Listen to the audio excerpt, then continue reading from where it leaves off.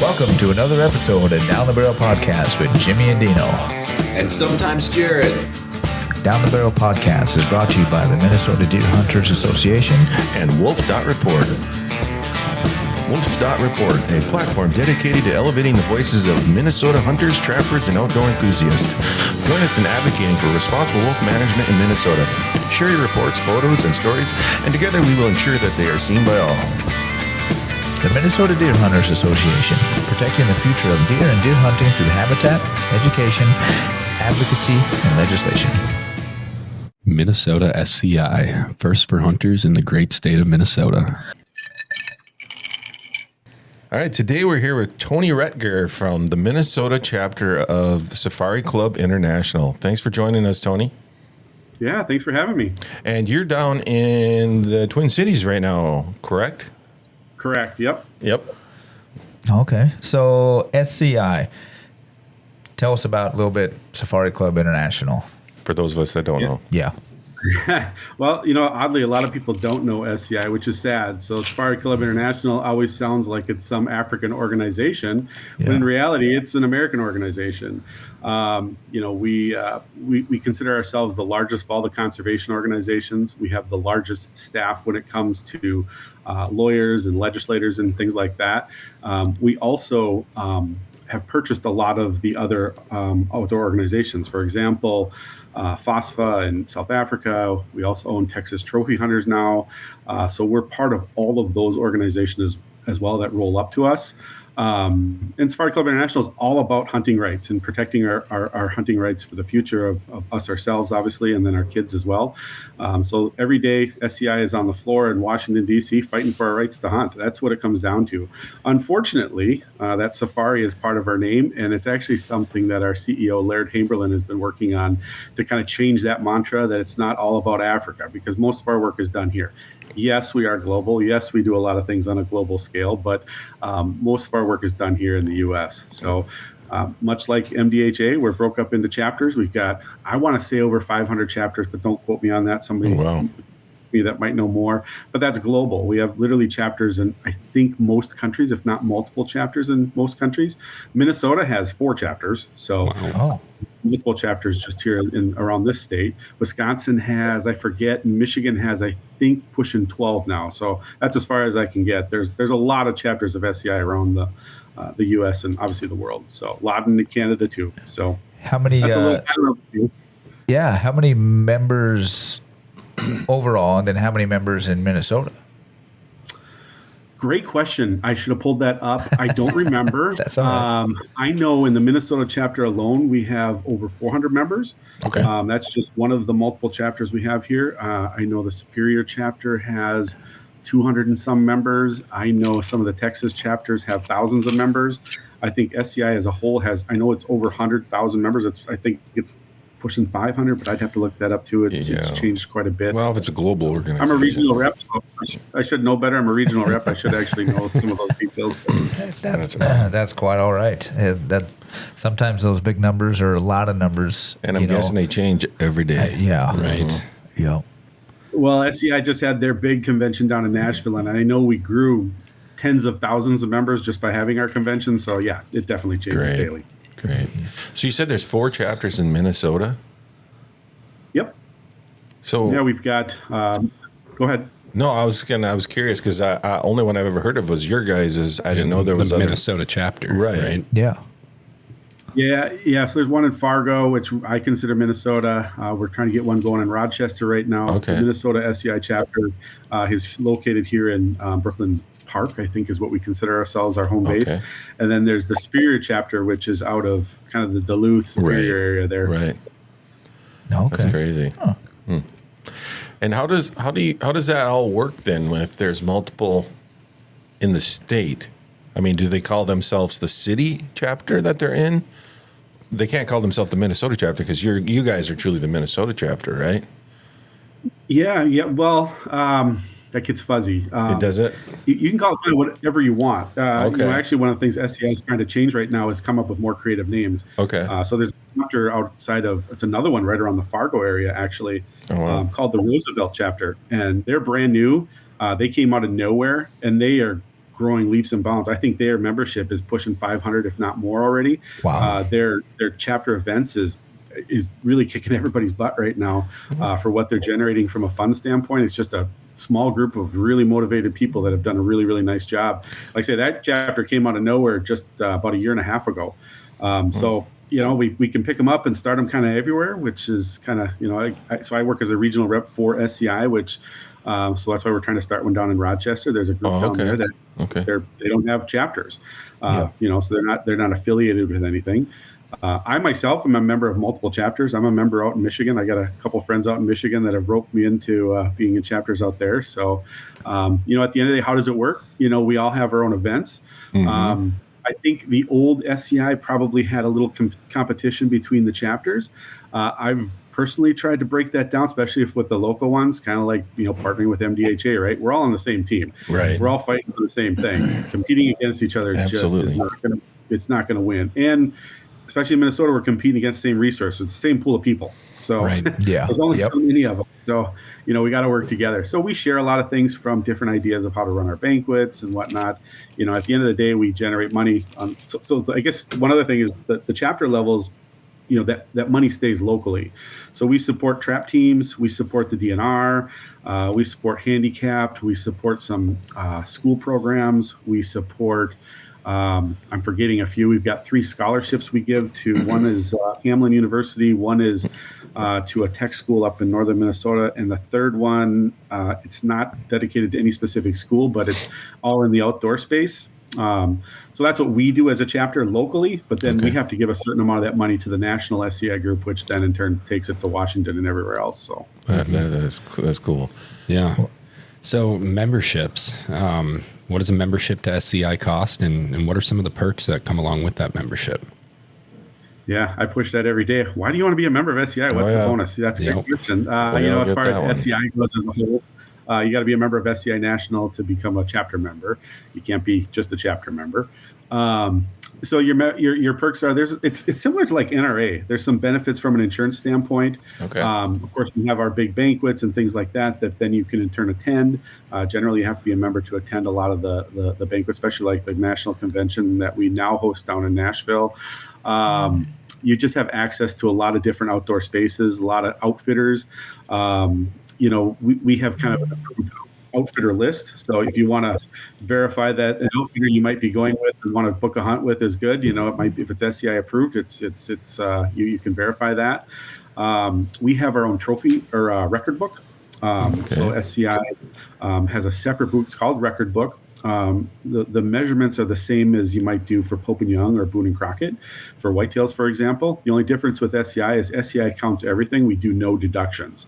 The other thing SCI does is we literally have a record book for every single animal on the planet. So lions, gators, crocs, kudu, eland, whatever, something from one of the stands, whatever. We have a record book that contains literally every single animal.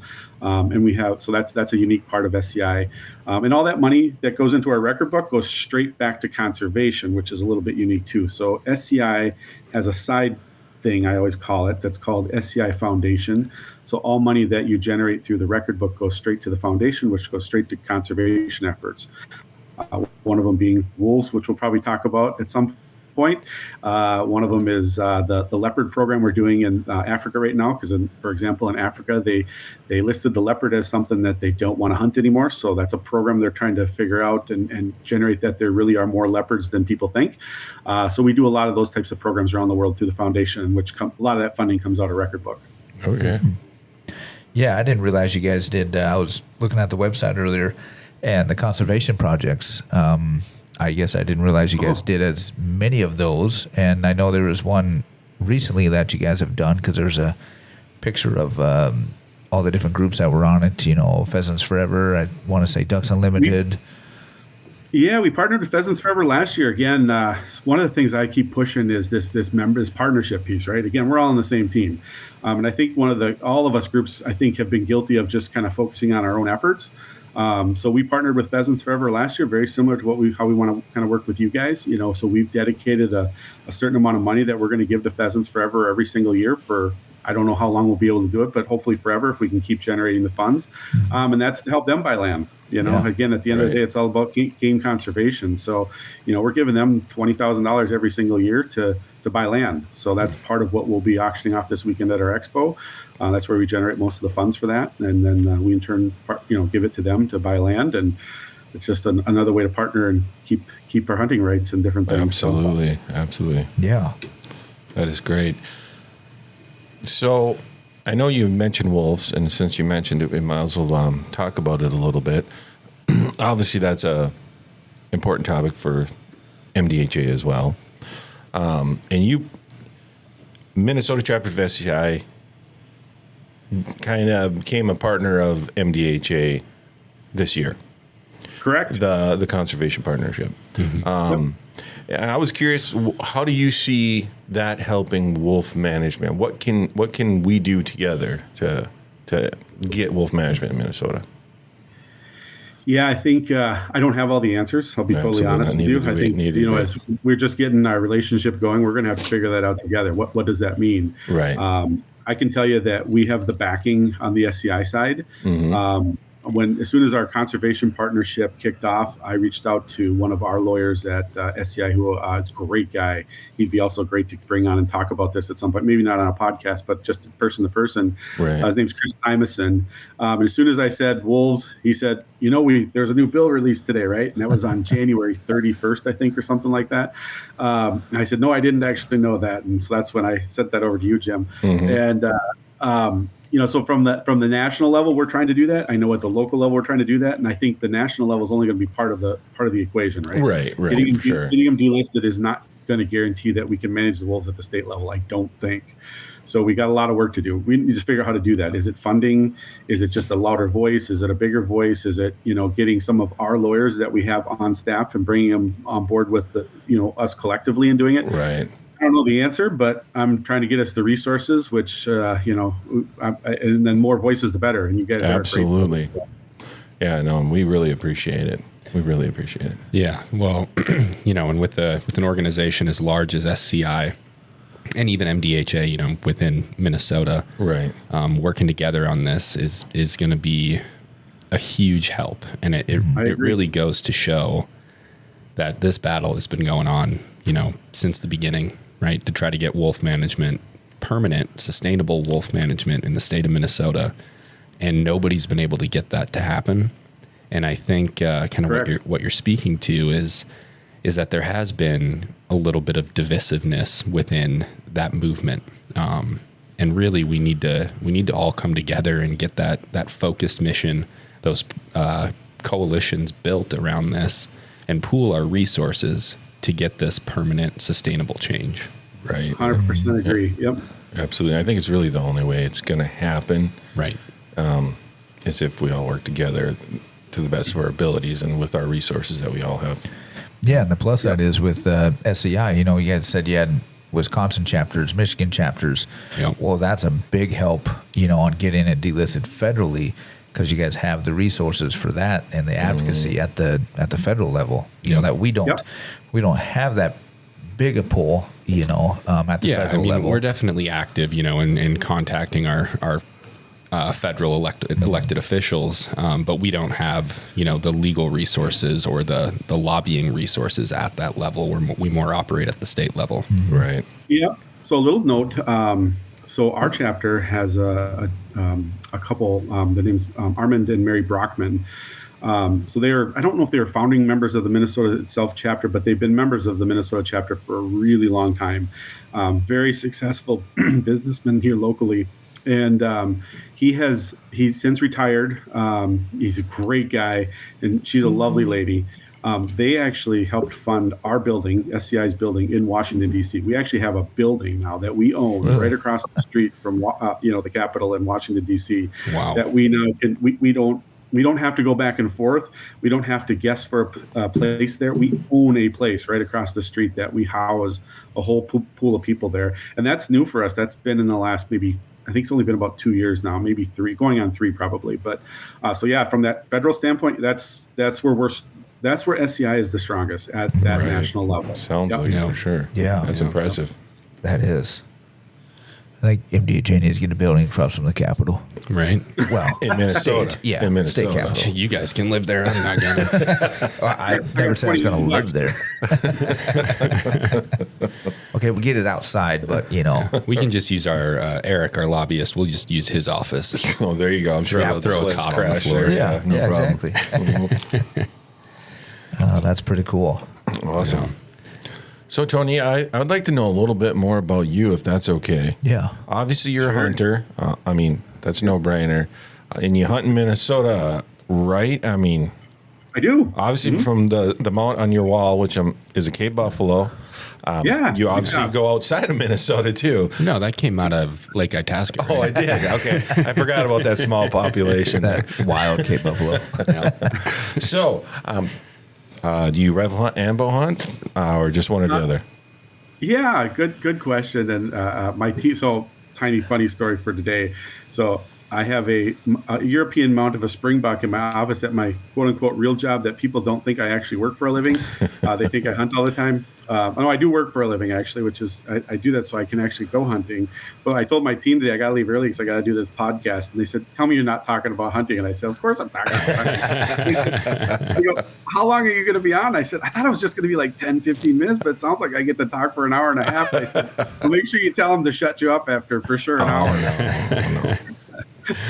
So yeah, to answer your question, I grew up in Stillwater, Minnesota, and my dad gave me a bow before I could remember, and I've always loved archery. Period. Not that I haven't rifle hunt. I've done a lot of rifle hunting here in Minnesota, Wisconsin, Kansas is one of my favorite states too. I've done quite a bit down there as well.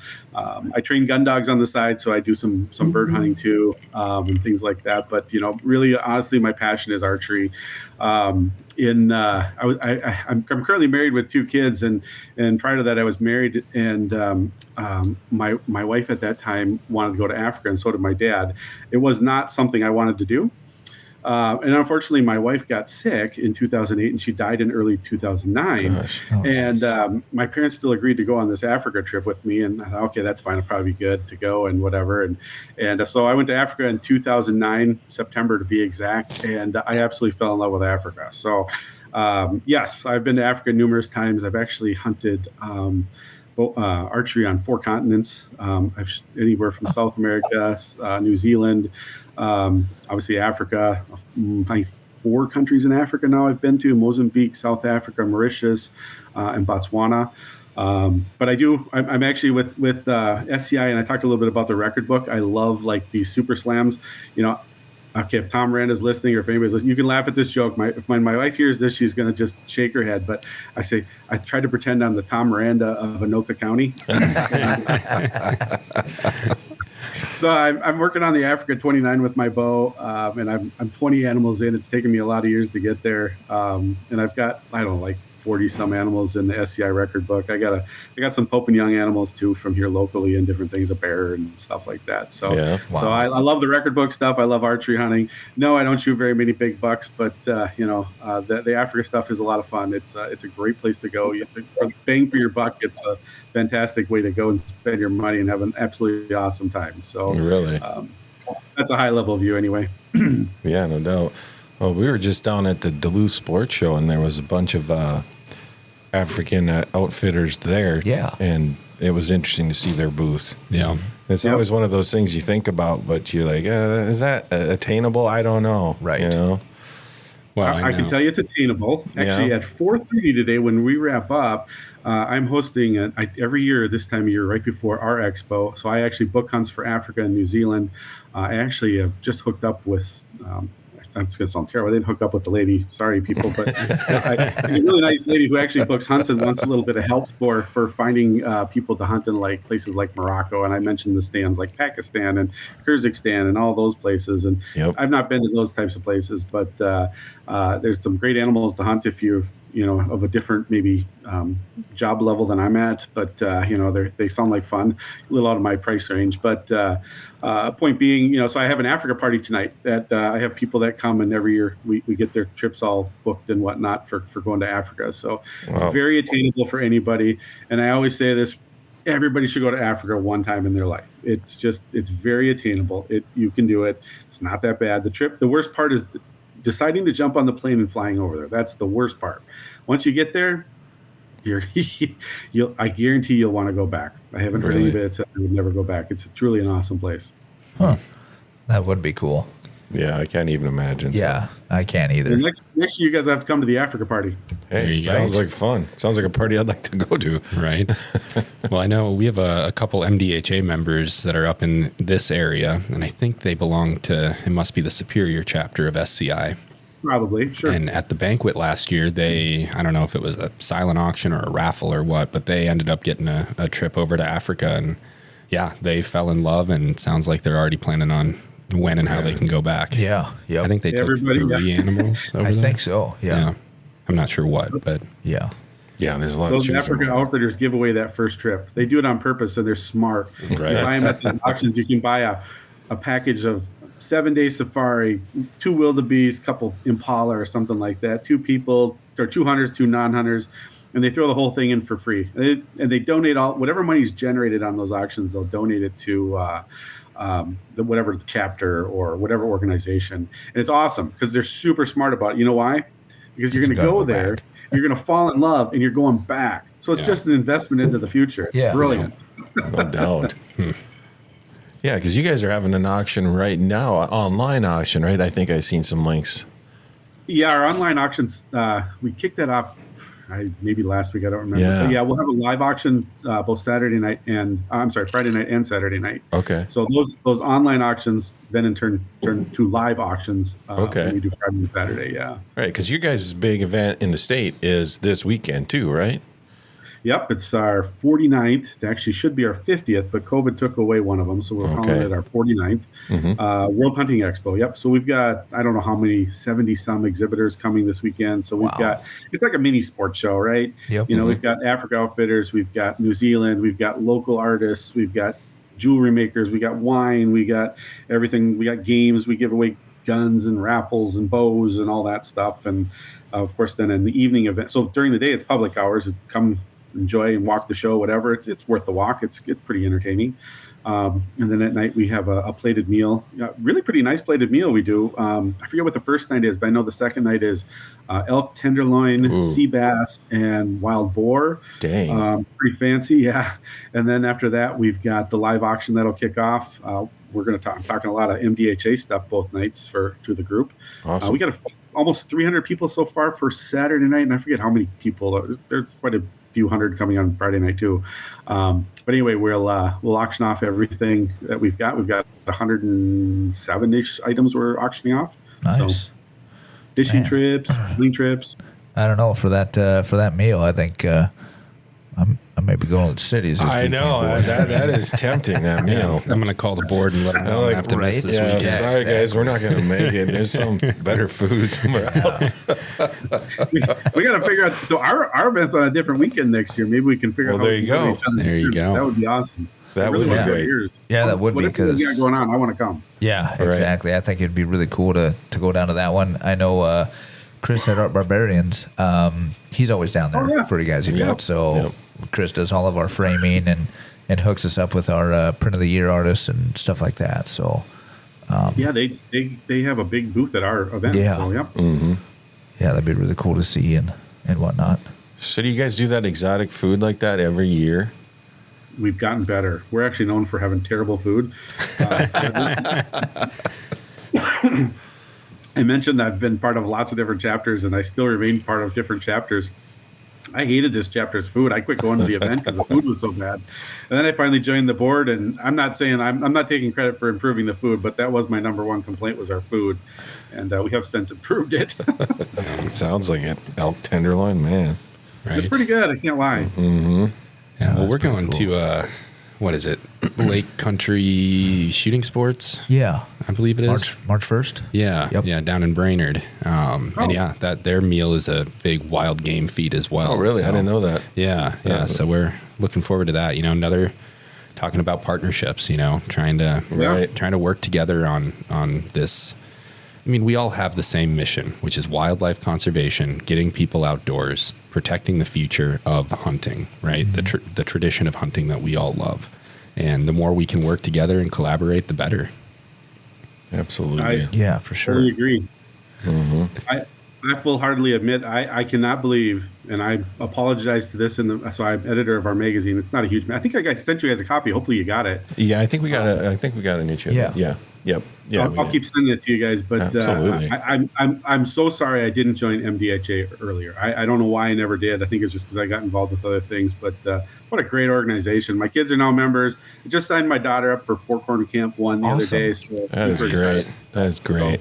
Yeah, what a great stuff we got going on. Right. Well, no, I mean, you kind of spoke to this earlier too, is all of these organizations kind of get stereotyped, right? Yeah. Like, I think there's too many people that when they hear SCI, they think of the whole Cecil the Lion, They do. fiasco, Right. Yep. And like they hear MDHA and they think old man's rifle hunting group, you know, Orange Army. and we both do so much more. We do more work than we could ever cover in 1,000 episodes of this podcast. Right. You know, Right. Yeah, you got the new bow hunter thing going on.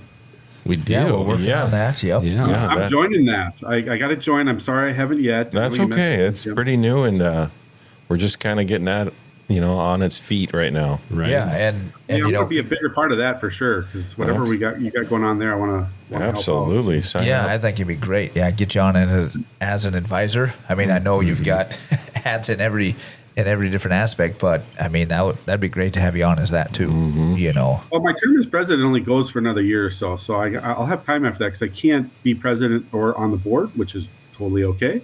So I think I can open myself up to some of this stuff. Bow hunting is a huge passion of mine, so Right. I definitely too, would love to be on that. So Well, then kind of getting back to Jared saying, we're at stereotype. SCI. I always thought the same thing. Well, that's all African or other African. countries that I would never. I mean, yeah, it'd be cool, but not obtainable for me. But after talking to you, to where it is obtainable, for just people don't realize it. But it's like I want to do more hunting, even within the states, and travel more. And sounds like that might be something that SCI can obviously, help facilitate and whatnot. So For sure. Yeah. Yeah, if you're a member, for sure. we've got all the auctions, which they're all online now, which actually I think deters from getting people into the room. But you saw the online auction. You can go on to that online auction, and there's I don't know how many dozens probably going on this weekend, right, for different chapters and different events. And some people say you can go on there and buy great deals on hunts. It's true. It just it's an auction, right? Depends on who's bidding and who isn't bidding and who wants what. So you can find great deals on hunts. You just have such a bigger pool to pull from for those types of things, right? And when they're SCI supported, that they're good outfitters. You're not going to get into a bad situation. So Well, that's Right. nice to know. yeah, because if I go to Africa, I don't want to be eaten by a leopard or something. That'd be my luck. Nobody ever got attacked by a lion or leopard in 40 years of this, but I go there one time and I lose a foot. Right. Yep. Or leg. you'll make the news. Right? It's a good podcast. Yeah, I mean, I don't know. It'd be kind of cool. Yeah, I guess one thing you mentioned earlier, I'd like to get back to is you mentioned this place in the middle of the country. This horrible. Not many good things come from there. The place is fine, but the people What's it called again? the people that leave that place Right, are or terrible. questionable at best. Yeah. Kansas, wasn't Kansas. it? I knew where you were going with that. Jackass. What's so good about that place? Right. I had no idea where you were going. I'm like, I knew where it was going. He's from Kansas. Yeah. okay. We're heading back down there in 3-4 weeks, something like that. like that. End of March. 36 days, I think. 36 Wow, days. you got Yeah. Well, down my there, daughter's going to Hawaii the same day, so she's okay. counting down. So I'm just like, I'm going to Kansas that day. So Yeah. We do an annual coyote hunt down there. So Oh, okay. yeah. So what I part love of Kansas. This is a great state. yeah. I think South Dakota is probably the most underrated, personally, from a deer hunting state. But Kansas is a great state. Great pheasants, quail. Yeah. Of course, the deer population is pretty good. I don't know too many parts of Kansas that I would say are bad for deer. I don't know. I won't tell you any. I won't bore you with stories. But I enjoy Kansas. Oh, yeah. where, we do too. where do you typically go around in Kansas to hunt at? A lot around Dodge City, so that's Yep. southwest corner. Yep. We're an hour and a half east of Dodge City and an hour and a half west of Wichita and just a little bit south. So I'm smack dab in the middle. You probably drove through Pratt, or anything like that. So we're actually just south of that by about a half hour. Okay. Yeah, I go to Kansas almost twice a year. So if I go deer hunting in the fall, I'll also so my good friend down there is a Lutheran pastor, and which is a great friend to have in Kansas, I will say. Yeah.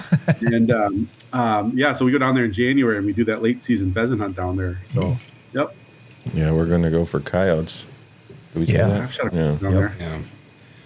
Yeah, I didn't check. Did we? I know last year we had talked about seeing if we could overlap with the turkey season. I think it's still later. Early. Yep. I think it's still a few weeks later. Yeah, because we're going a week earlier this year, and it was the weekend after we left last year. Yep, it was. Next time. Yeah. Well, the problem is down there in the spring, you never know what you're going to get for temps. Last year we 80 degrees or something like that. So the coyotes were just, their pellets were just horrible. To where we decided, well, let's go earlier. We might get lucky with some colder temps, or cooler, I should say, not cold. Right. Although I just talked to the folks the other day, and they were complaining, it's going to get cold the next few days. I was like, cold? He goes, I know. It's not as cold as you are, but it's cold for down here. What was cold? 60? No, they were getting down to like teens. Oh, wow. All right. And, maybe some single digits for a little bit, but definitely teens. Anything over a few days consistent is just not, it's not normal. Yeah. Right. But yeah, nothing like us. Right. Yeah. Yeah, hopefully it'll be a nice little break. I'm hoping it'll be kind of chilly here and then a little bit warmer down there. That'd be great. Maybe not as warm as it was last year.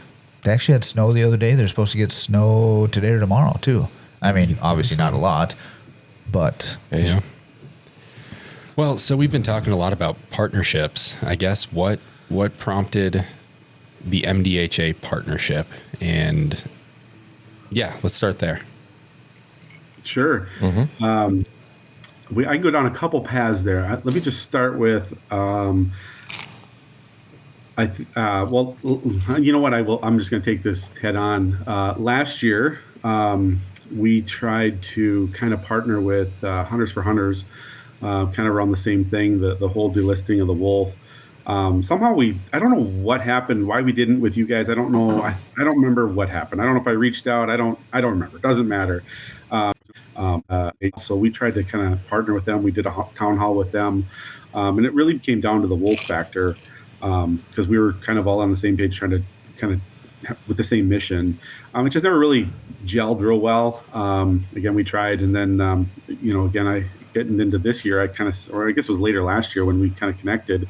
Right. I saw you guys were making a little more of a push on the wolf side, and that's when I'm like, okay, we've got to figure out how we can connect and make that happen. And simple answer is I sent you guys an email, and you responded, I think, in the same day. Absolutely. And we got something going. It took us a little bit to get something going, but I think hunting season was probably in my way. And anyway, long story short, we connected. We had, I thought, a good introductory meeting, and we've just stayed connected ever since. And we figured out how to make this conservation partnership work. And we're excited to auction off that rifle this weekend. And we're planning to split the proceeds with you guys on that, so we can give back to you guys to however you guys want to do it. If you have a separate wolf fund, then take that money and put it to the wolf fund. Whatever we generate, we're splitting it with you. That's what it comes down to. So hopefully we do well with that. Again, just looking for that long-term partnership relationship, and I think we've got it. I feel really good about it. We stayed really connected. So we have a lot to figure out. I don't think any of us have the answers to how to solve the problem, but we're on the same team. We just pool the resources and figure out how we get there. And I'm not a legislator. I'm not a lawyer. I'm just a guy, but I know people, and that can help a little bit. So yeah. Well, I would echo what you just said, and we're very excited about this too, and we think this will be a very long-term partnership. Hopefully not too long working on the wolf issue. We need to make progress on that one. Right. But there's plenty more issues out there for us to tackle. Mm-hmm. At the end of the day, you guys got the Forkhorn program. We sponsor a lot of youth in the outdoors. We'll find another way to partner. I'm not even worried about them. Yeah, so we got the same missions. We're heading the same way, and there's no reason that we can't just partner and do the same things. We're a little more global on some things, but we're very local. So, well, there's nothing wrong with being global. I mean, a lot of, like, speaking of the Four Corn camps, I mean, it's great to teach them about global things too. I mean, it's nice to have it in our own little corner here in Minnesota, but there's nothing wrong with expanding it too. Yep. Agree. No, and it sure sounds like a lot of, what SCI does and what we do are so closely aligned. Yeah. Every, your conservation, advocacy, scholarships, you have your magazine, Hunters' Rights and everything. I mean, it's an echo of what we do. Yeah. Right.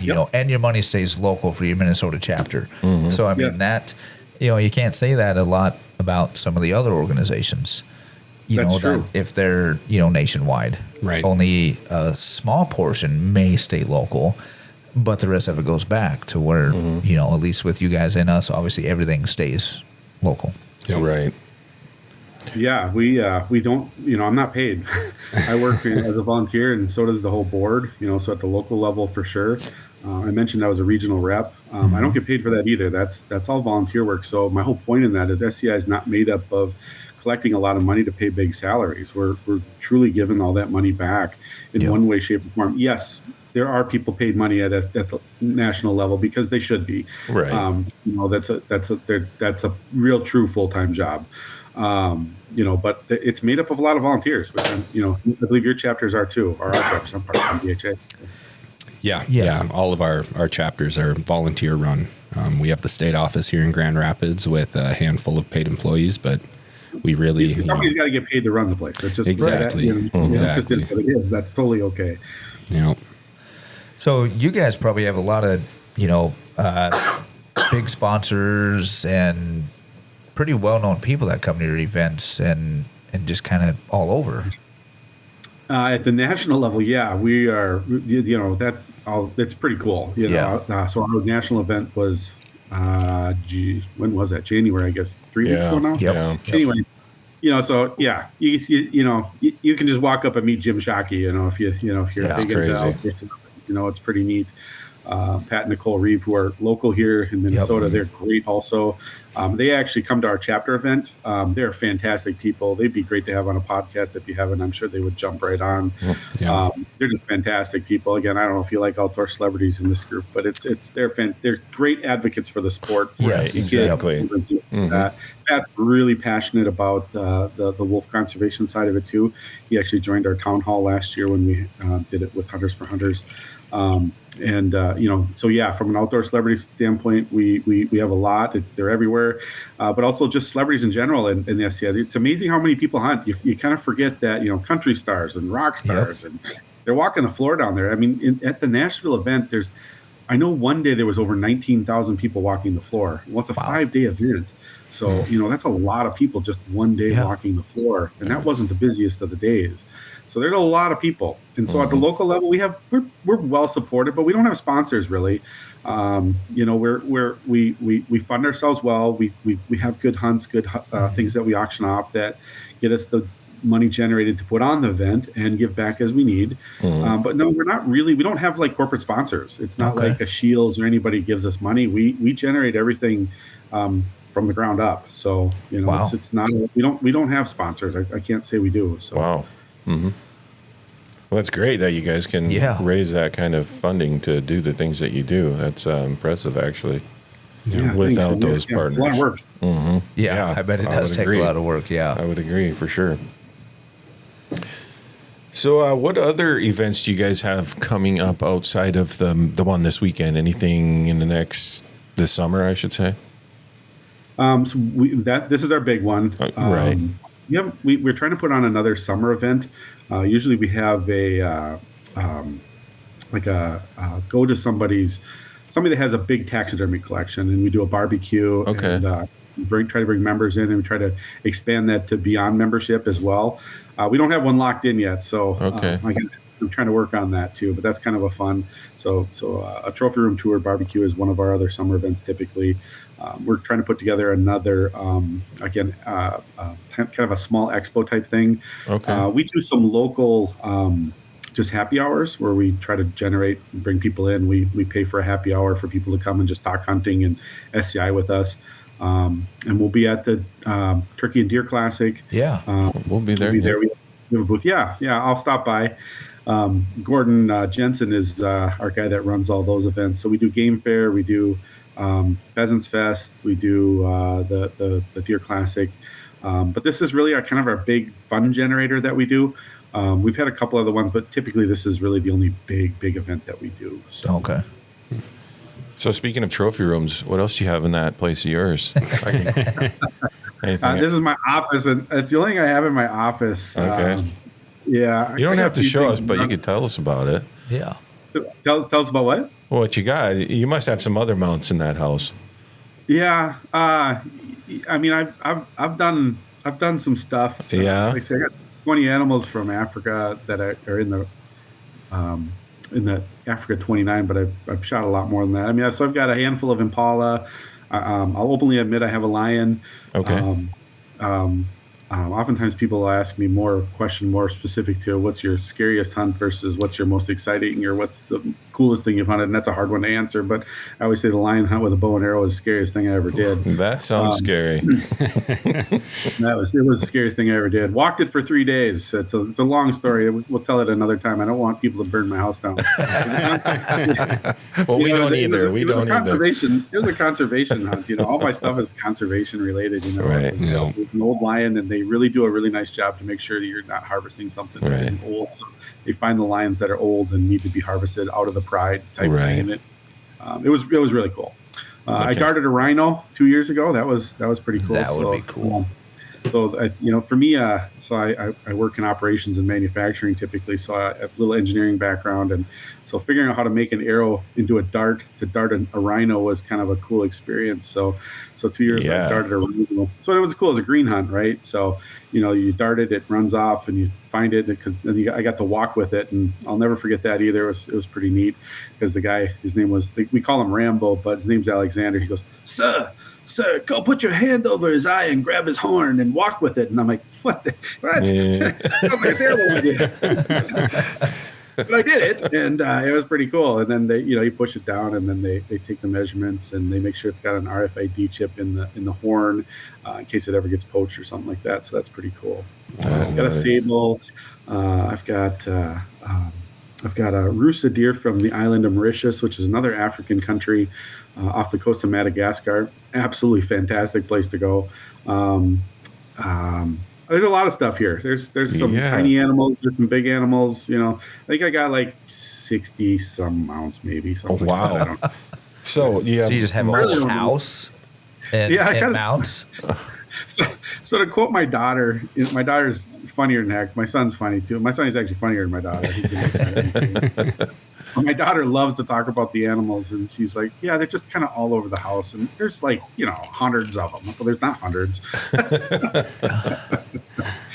I have trouble just trying to mount 2 deer in my house, and then I said, I need to get another one because the 2 mounts I have I wasn't thinking because in our old house, it didn't matter which way they were facing. Well, turns out they're both facing the same direction.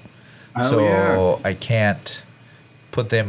Now I've got a nice peak in the new house. Well, I can't put them both up because they both be facing left. One's facing left, one facing right. It's like, I should have thought about that, but you got to plan ahead on that stuff. I know. Right? So I guess it just means that I have to get another one. Right.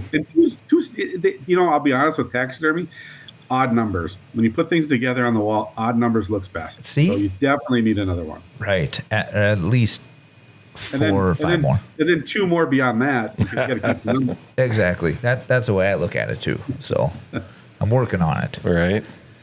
Well, my wife was a non-hunter, and so she never hunted. She ate wild game. That was fine when we were dating and whatnot. And then she became a hunter in Africa, of all places. So cool. She spent the whole summer learning how to shoot, and now she became a hunter. She actually wasn't going to go, and then long story short, I saw her on a truck with a 30-06, and she said, I'm going hunting. I'm like, you're doing what? She said, I'm going hunting. And I said, okay.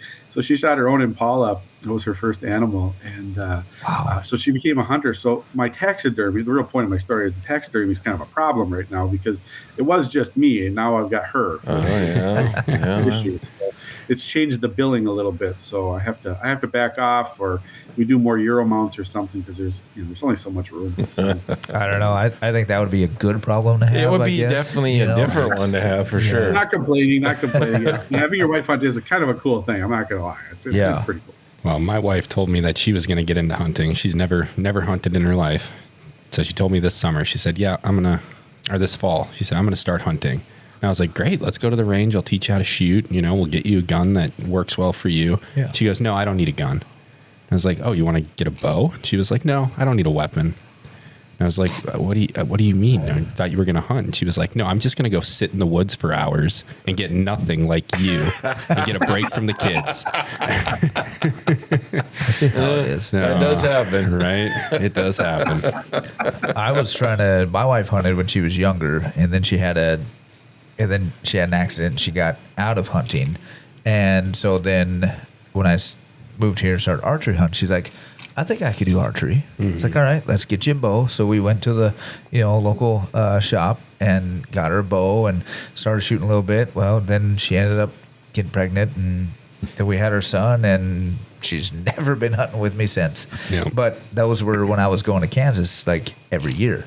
For a couple of years, she goes, oh, it'd be nice to hunt down here with you. I said, yeah, that'd be great. But, I don't know. She got pregnant.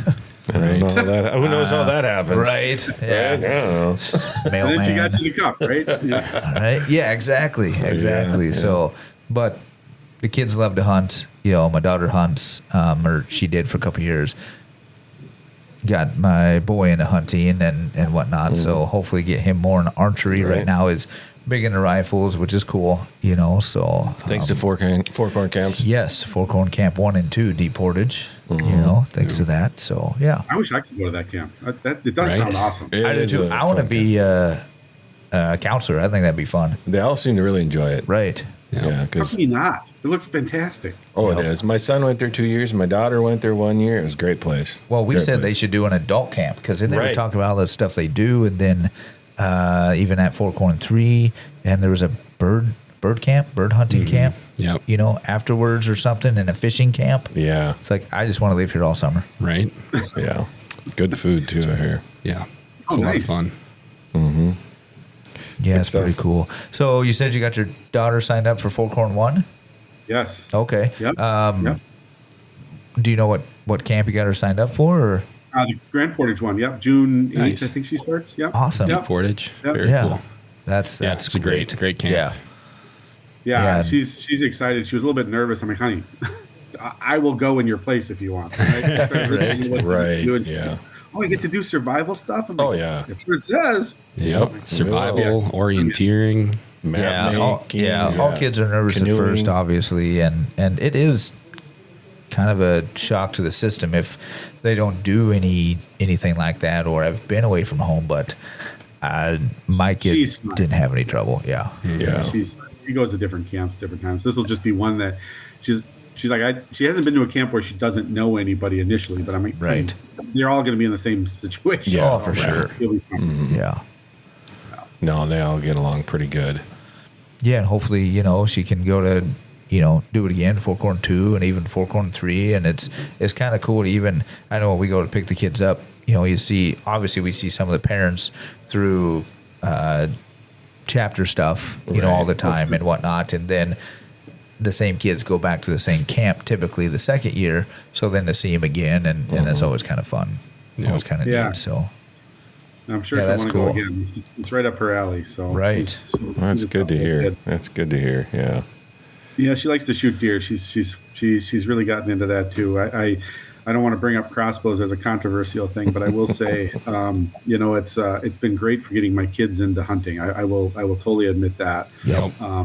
It's so anybody that hates them, I get it, but at the end of the day, they really are nice for introducing kids to the world of hunting.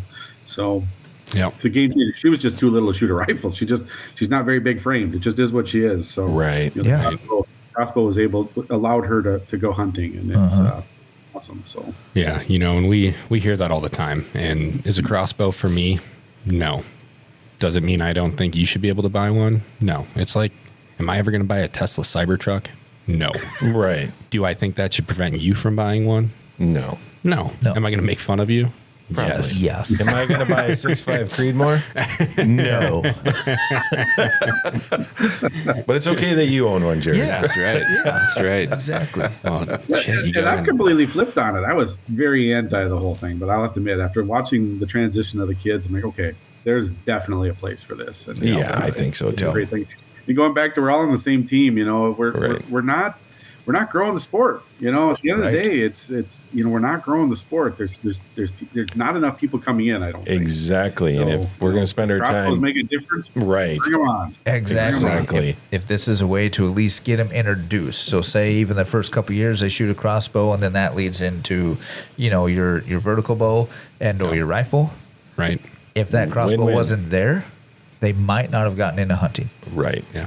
Well, I mean, you hear it all the Totally agree. time with firearms too. Yeah. You get your kids set up with their scope 243. They take their first deer, and then a little bit later on, maybe I want to try iron sights. Make up the difficulty a little bit more, and then down the road, maybe I want to try a flintlock. And up that difficulty a little bit more. I know so many people that have done that path, and if crossbows can get them to that path where, 10 years from now they're out there with an addle. Great. Oh yeah, jeez. Yeah. Well, and even shotguns, same thing. They get into bird hunting, Yeah. don't really, care about deer at first, but it's another avenue into the sport. Exactly. You know. And you can't take those away. No. Right. There's so few of them anymore anyway. Right. And what's the number one predictor of a first-time hunter coming back and continuing in that tradition? A successful hunt. Yep. Yes. So let's up that success rate for those young hunters, those first-time hunters, and crossbows are a way to do that. And make it enjoyable, just like the youth season. It's in October. Yep. It's typically, more Over MEA. yeah, fair weather, typically. So it gets those kids a good opportunity when it's easier to get into that. So, and it gives us the opportunity to focus on those Yes. kids. Rather We're than not focusing on our own hunt. correct, opening weekend or you never know what the weather's going to be, and it's like, okay, I need to get a deer. I need to get them a deer too. Right. I felt less pressure hunting with the kids in youth season than I ever did during I loved regular it. season, because then it's like, well, gosh, now we need to for sure get a deer, but it's like depending on my son's gun, could only go a couple hundred yards. So it's like, well, gosh, if we see a deer at 500 yards, well, he's not going to shoot it. Well, so I'm going to. Well, is he going to be mad because I'm going to shoot the first deer and we may not see another one for a few more days? Or even the times, when I can take off work, he's in school. Mm-hmm. Or the weekends, then there's horrible weather. So, I mean, it's just another way to get the youth and other people into hunting. Introduce. Exactly. And, yeah, absolutely. Because I think with the crossbow, that'd probably be about the only way I can get my younger daughter into hunting. Because she's not a fan of guns. But she has shown some interest in archery. So I think that might be a great option. So just reiterating the fact. Yeah. Yeah. There's a place for them. For Simple sure. as that. Totally is. Yep. Yeah. Where it gets a little more gray for me is, should it be its own tag? Right. Yeah. And that's a discussion to have, I think. Exactly. Like Wisconsin charges like what, $7 if you want to use a crossbow. If it's about generating a couple more bucks, I don't care. I'll pay the $7 for my kids to do it. It's totally fine. Whatever. Right. It can be whatever. I don't care. Yep. Yeah. Right. Well, right. for me, it's more about the tracking, right? Right. I hate relying on self-reporting. It's just it's known to be unreliable. Yeah, just to know how it's affecting Right. the hunting season in general. I mean, data is important. Yep. The more data you And that have, the should be an better. easy change at the state level, shouldn't it? I mean, if You would think. You would think that so. way, you bought a muzzleloader license, a crossbow license, and a regular arch, whatever. It should be Yep. easy to just make that an option, I would think. Yeah. Right. Right. Yeah. Yeah. I mean, they got the new Yeah. That's online. coming out now, system. isn't it? I believe it's This year, right? This March. season, right? I Yeah. believe it's March. Yeah. Where you're doing everything online. Yep. Yeah, that should be interesting. Right. I like to see how. I love technology, so I'm looking forward to it. But Yeah. It won't break. no, ever. Nope. Well, I'm sure won't have any issues. they did do that like soft launch trial period where they sent it out to a few partners. Oh, did they? So I got to explore it, and answer. Oh, so you've actually seen it? Yeah, and it was very easy to navigate and use. Big buttons. Big buttons. Everything big was buttons. super obvious. You get on this. It's one page, and it's I'm here to buy a license. It's right there front and center, and it walks you through the whole thing. So hopefully they haven't changed too much, because people are going to see it now, and it's going to be some like 1999 terrible website. DOS app. Yeah, no, that's cool. So anything else you'd like to cover, Tony? Oh gosh, I mean, I no, I can't think of anything off the top of my head at the moment. This has been great. I just I truly am honestly super excited about all this. So I'm excited to figure out how we work together. I'm excited to do more podcasts if you'd like. I'm happy to come talk whatever you guys want to talk about. I'm happy to whatever. We'll have you back whenever you're willing, for sure, to figure it all out. Oh yeah, sounds like you are chock full of stories. So Right. I just want to hear about some Africa stories. Me too. And, and some cool hunts. Yeah. What time does this Africa party start? We might be able to make it. 6 o'clock. Come on down. 6 o'clock. All right. I ordered up some stroganoff for dinner. Nice. Perfect. Is that There'll be plenty for the three of you guys. Cape Buffalo Stroganoff? Yeah, that sounds. I do like to cook too. Yeah, we can talk cooking too. Whatever you're. Love it. Ironically, all we eat is wild game in this house. Really? Yeah, I know. You guys are cooks, and I like to eat, obviously. So Jared keeps promising us he's going to cook all kinds of these specialty things, but he never does. He does it after we leave. He tells us the whole time when we're fishing or whatever. He goes, "Yeah, tonight I'm going to make this and this and this." Like, dude, I gotta go home. Right, but that's you leaving. I made enough for you. No, you've been meaning to feed us tongue and all kinds of other weird things. I know, but I wasn't able to get a deer this year. Yeah, I wasn't able to really hunt this year. Right. You're even eating deer tongue. Yeah. Oh yeah. He loves it supposedly.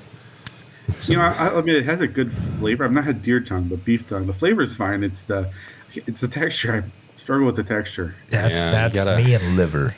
Oh, you braise it down, make some lengua tacos out of it.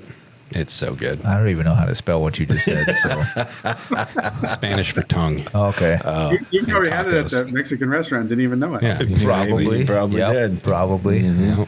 I order off the basic menu. Pictures. I want that one. That one looks good. Yeah, that one looks good to me.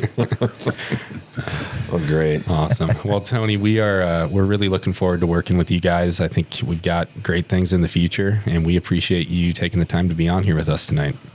Right. Yeah, thank you guys. This has been super fun, and I truly look forward to more. And this is great. And whenever we want to talk again, happy to. And then the partnership's going to be great, and I'll definitely report back how the expo went and how we auctioned off that rifle. Hopefully, it does really well. Yeah, we're hoping so too. We'll connect on that, and we'll figure it out going forward. Yeah, we got like a you guys' event this weekend too. Yeah, thank you. It'll be a busy weekend. Oh yeah. Yes. It's gonna be a busy week. It's already been a busy week. Yeah, it's been a busy last week. Yeah. Week after. So I'll sleep when I'm dead. pretty much. But yeah, we'll absolutely be talking about wolves. I want to hear more about Africa. We can talk more about archery in Minnesota and cooking. I'd love to hear about cooking. Yes. I love it. Wild game's one of my favorite things to cook. So Awesome. Great. I'm sure we can learn a lot no from tongue on my end, but Yeah, me neither. But hey, everybody's got to. He shoots a 6.5 Creedmoor. Yeah. Sometimes. That is not my only gun. That is true. I know. That's true. I know. Well, we appreciate it, Tony. We won't take up too much of your time. And we're going to try and get this out before your event. Yes. I'm going to hopefully be able to edit it tonight so we can get it out and people learn a little bit more about your event, because I know you do let some public in there. So, do we find it on the webpage? Your webpage? Yes, I will post a link on for sure the Down the Barrel, and we'll share it on social media. So I'll make sure you get the link. Fantastic. Thank you. Awesome. Appreciate it. Have a great one. Thank you. Tony. Good luck at the Africa party tonight. Sounds like a blast. Yeah, thanks, guys. All right. Yeah. I'll talk to you later. Minnesota Bow Hunters, building community, celebrating tradition, and driving change. The Minnesota Deer Hunters Association has been building our hunting and conservation legacy over the past 40 plus years through habitat, education, advocacy, and legislation in Minnesota for Minnesota. The Minnesota Deer Hunters Association and Wolf Dot Report proudly sponsor this podcast. However, please note that the opinions, topics, and guests featured may not necessarily align with the views, beliefs, goals, or mission of our sponsors.